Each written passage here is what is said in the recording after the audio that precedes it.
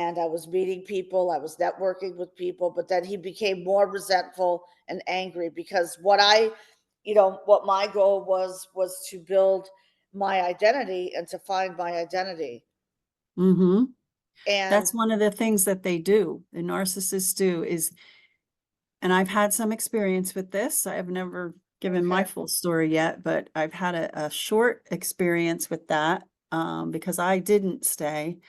And but what I realized by the time I left and got away, I realized how much of me was completely gone. Like I felt like there was nothing left of who I was created to be.